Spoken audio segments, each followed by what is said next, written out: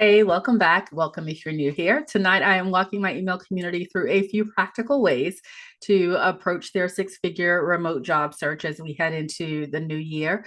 I'm sharing what's working, what to avoid, and certainly a couple of small steps they can take before January. Grab your notebooks and let's dive in.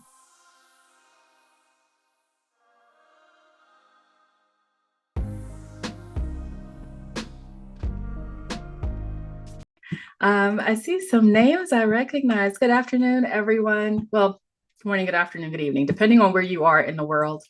Let's dive in. I was just saying that my hope is that my voice hangs in there for this session. It's kind of going in and out, but let's dive in. I learned a long time ago, if we start on time, we can end on time.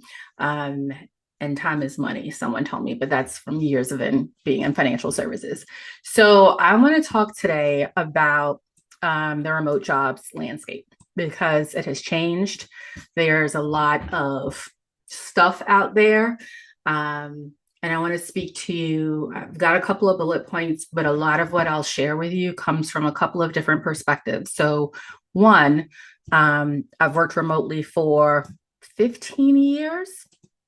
And that's a long time for multiple employers. And I kind of know how this thing works at this point. And when I launched Virtual Six Figure Mom about a decade ago, I started sharing remote opportunities back then. As a matter of fact, I pulled up my top 100 list from that first year. And I was like, man, I've been doing this for a while. So pretty deeply rooted in the space. And then I'll also share that a lot of the things that I share with you will be from the lens of a talent acquisition lead, a workforce development professional, HR girly at my core. So let's dive in. First bullet point I have is the current remote landscape. My hope is to be able to take questions at the end, but like I said, I got a pretty hard stop and I want to be mindful of it. But the current remote landscape, the news will have you believe, a lot of social media platforms will have you believe that remote work no longer exists. And what we're seeing is that a lot of the larger organizations that weren't really remote friendly in the first place have decided to pull it, right? So we all know this shutdown happened back in whatever year this was. It's a rough year that I'm trying to forget. So 2020, a lot of organizations went remote, not by choice, right, but by force. I think folks thought a couple of things. One, that it was sustainable. They weren't sure of how long they were going to have to do it, right? And they made this grand commitment to their employees, to new hires, to potential new hires, that was something that was, a big deal. You can work from home. But it really wasn't part of their DNA, right? At all. They were forced into that space. And I will tell you, as someone who has been in that space for years, that not every organization is set up to truly support a culture of remote employees. So not every leader is, not every organization is. It costs money, right? Like there's a financial side of it that a lot of people don't talk about when it comes to payroll and things like that. The legalities of it, all that fun stuff. My industry for many years was financial services. So you've got compliance and a tizzy, like, how are we going to make sure everyone's doing what they're doing if they're from home? The other thing is leaders. Not every leader can lead a remote team, right? It takes a special leader to hire folks they trust to do the job. And so it just did not work for very many organizations. But I tell people that long before this pandemic and this shutdown, there were a number of organizations, and I mean a large number of organizations that hired remote employees. It was a little quieter. I think it was highly sought after, but people didn't know it was really a thing. But it's been a thing for a long time. And that hasn't changed. That won't change. The organizations that really aren't about that work from home, that remote life, or work from anywhere, right? So there's some restrictions right? So when we talk about it, you can put all sorts of clarifying language around it, but not having to work in an office is what I'm talking about. Now, for some, you got restrictions around working abroad, so forth and so on. I'm just talking about working from home. We won't get into all the other stuff. There are plenty of organizations. I made a comment not too long ago about remote work being something that is not specific to the US. So you're like shooting yourself in the foot if all you're doing is looking for US based organizations, names that you know, right? Like, oh, well, MetLife or, the Merck of it all. Like, yeah, some of these larger organizations, again, not part of their natural DNA, maybe doesn't have to be, but there are a large number of global organizations that are about that life. And so, one thing I started doing years ago, continue to do now, every week is sharing those opportunities because I want people to know remote opportunities still exist. I wouldn't tell you if I couldn't land them myself. Like if I wasn't getting these remote jobs myself, it wouldn't be a thing. So we're going to talk about that. First, they still exist. I will tell you from a recruitment perspective that now we're here at November 24th. We all know this is holiday week, right? Jumping headfirst into holiday season. And so what you can expect, whether you're looking for a remote job or anything else, right? There's this holiday slowdown. When we talk about it, it's very real. It doesn't mean that hiring stops. It doesn't mean, first of all, that not every organization recognizes these holidays, especially as we're talking global, but it doesn't mean that you can't move forward to an initial recruiter screen or that you're not going to get in front of a hiring manager for an interview. But what it does mean is that you will likely not have an offer in your inbox before the end of the year. Will it happen for some? Yes. Will it happen for many? Yes. Not very likely, because what you've got is like people taking vacation, right? Like some companies have this use or lose it policy. If you're not using your PTO, then you're probably going to lose it. Who wants to do that?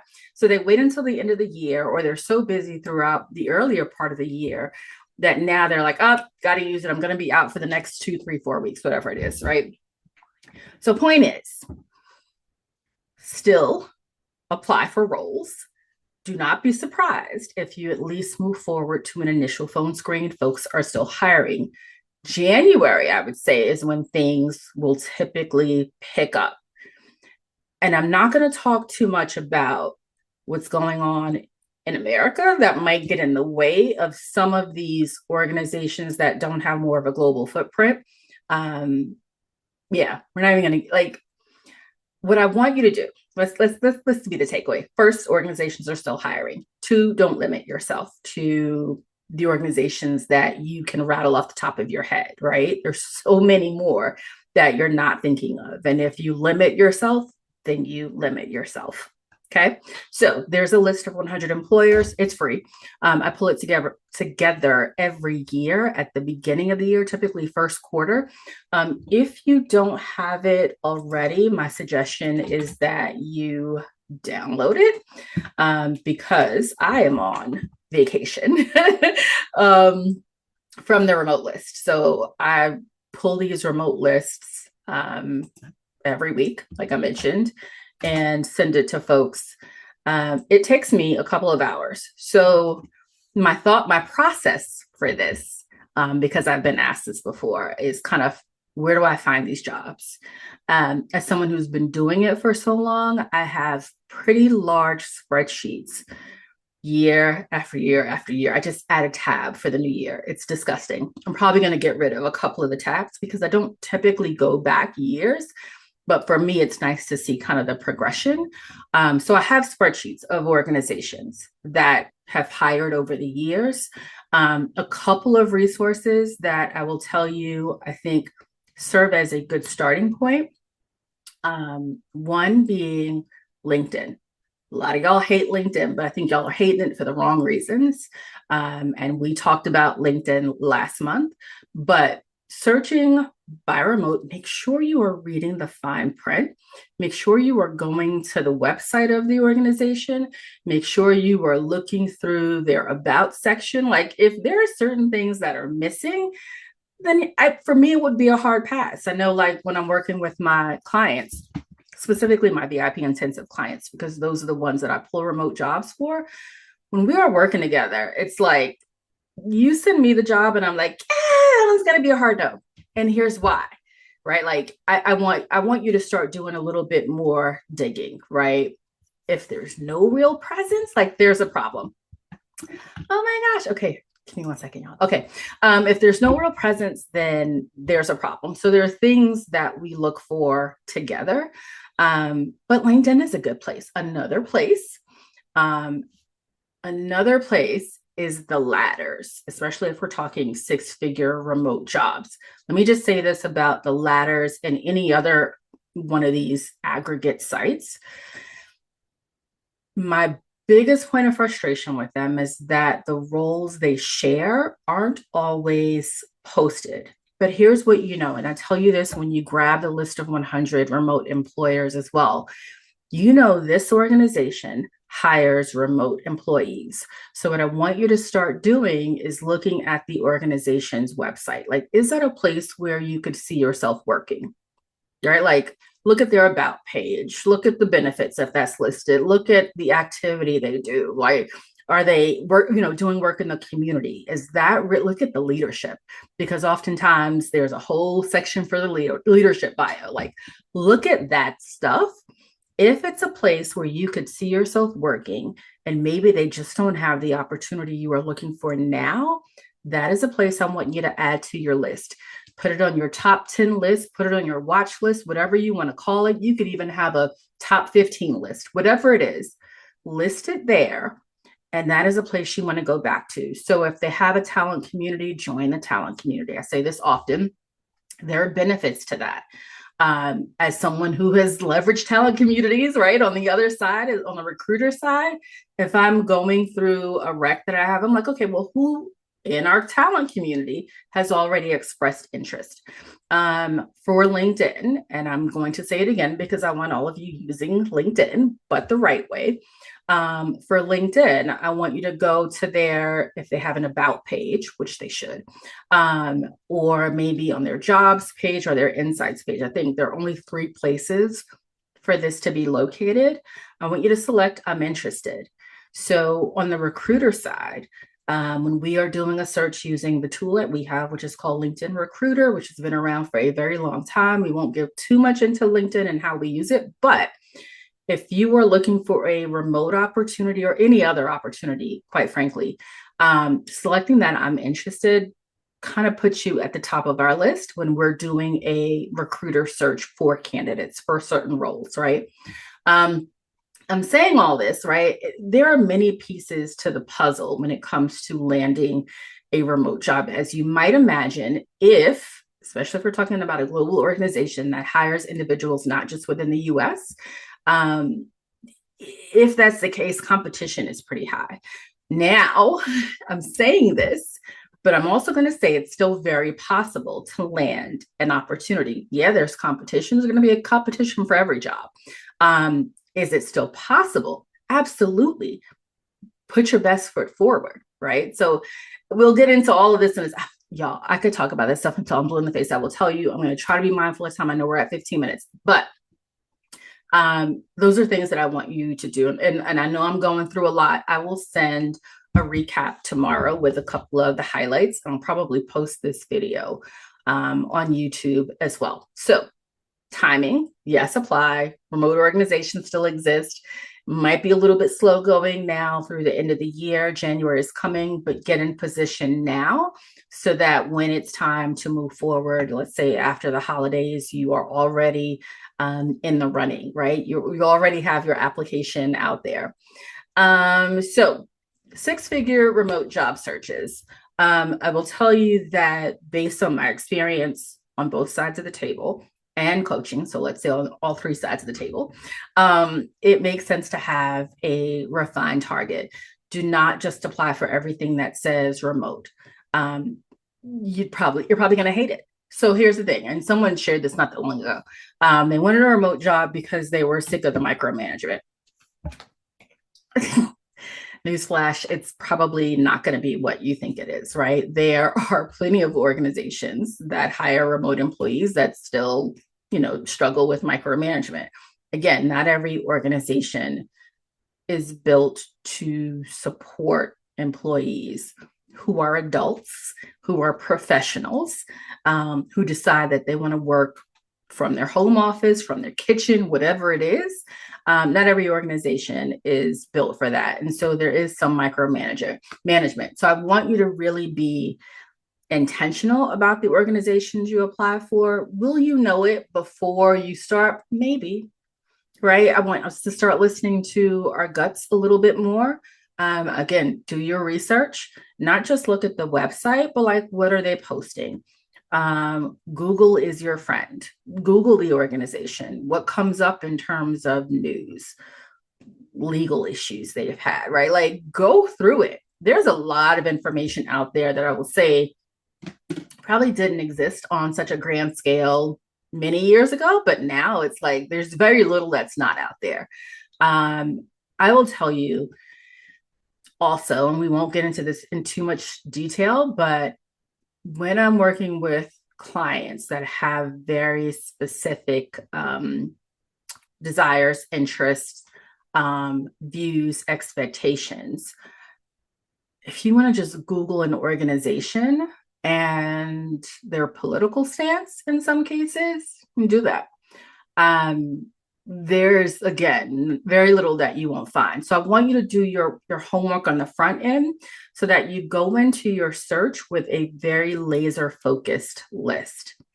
Right, refine target approach, right? I want you to have the resume. I want you to have the LinkedIn profile. We talk about this all the time. If you've talked to me, the resume's got to be solid. I like having a few different versions of the resume.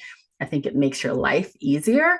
That whole 6 to 7 second rule applies when you're looking for remote jobs as well. So make sure you've got a solid summary. Make sure the skills that you have listed at the top of your resume are aligned with the roles you're applying for. So maybe 3 or 4 different versions of your resume that you can pull and insert as needed.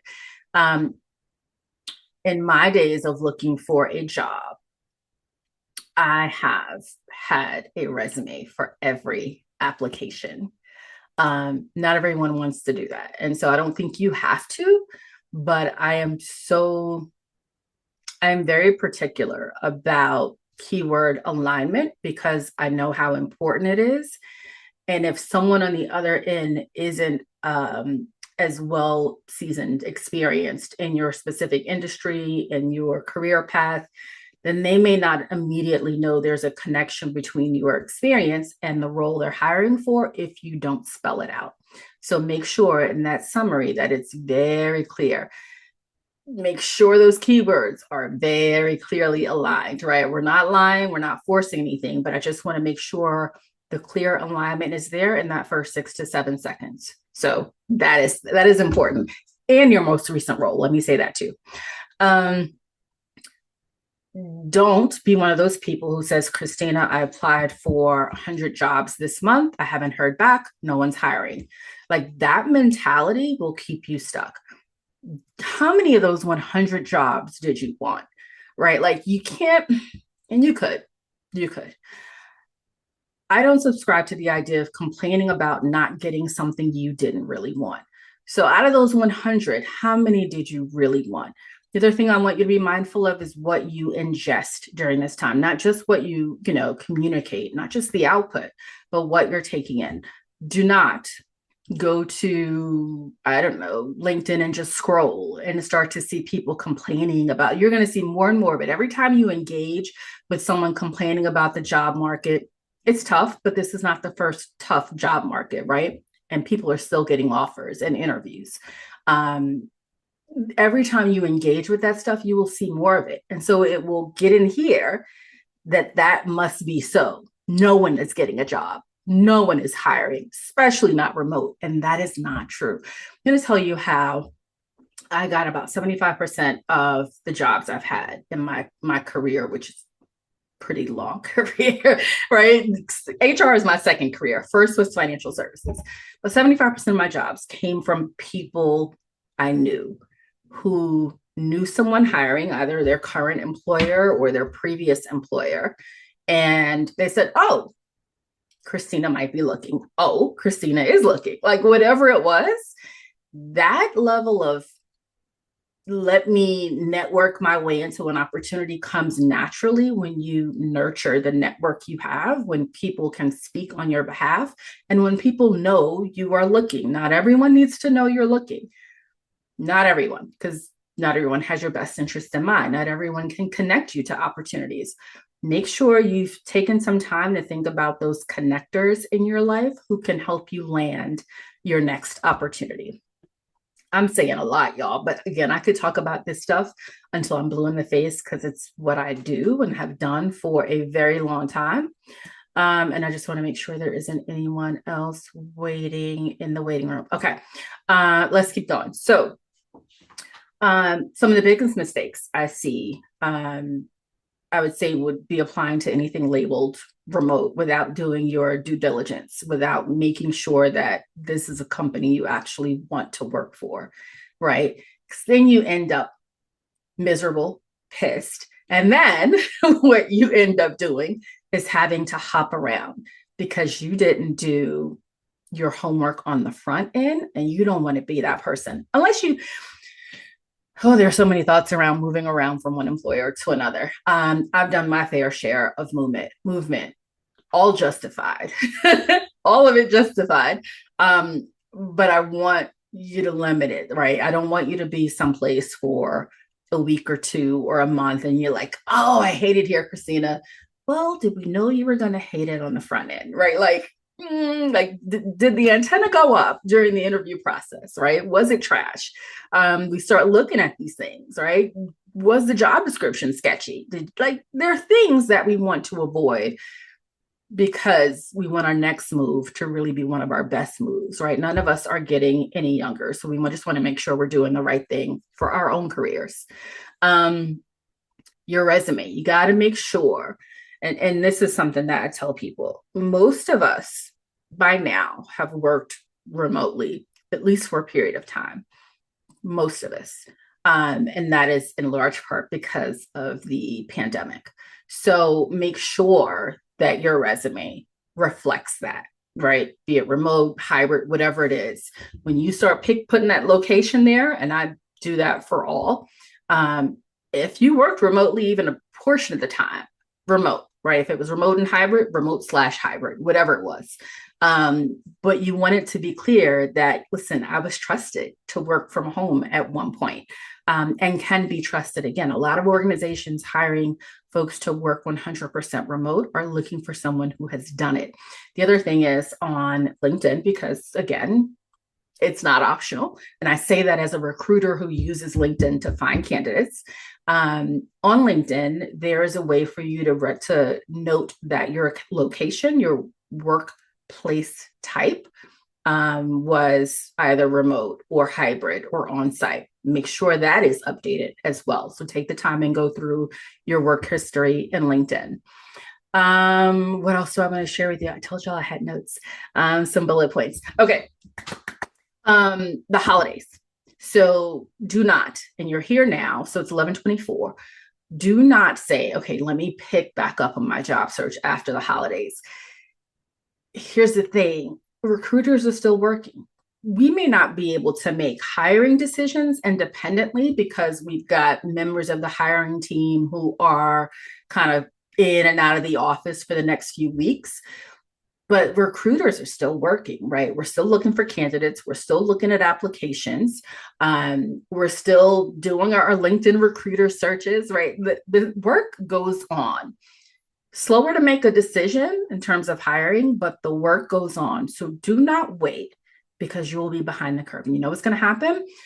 January 1st, however many people are going to say, it's the new year, new me, about to get a new job. And then they start. And then it's like, you're behind because everyone else is already in the running. Everyone else is in the mix, right? So you certainly want to start or go heavier now when other people are tapping out to take their own vacation. If you're a job seeker, now is not the time to slow down, right? You want to really get in there. And again, be super intentional. So I'd say as we approach these next 30 days, give or take, choose your top 10 employers. Choose your top 10 employers, right? Sorry. Okay.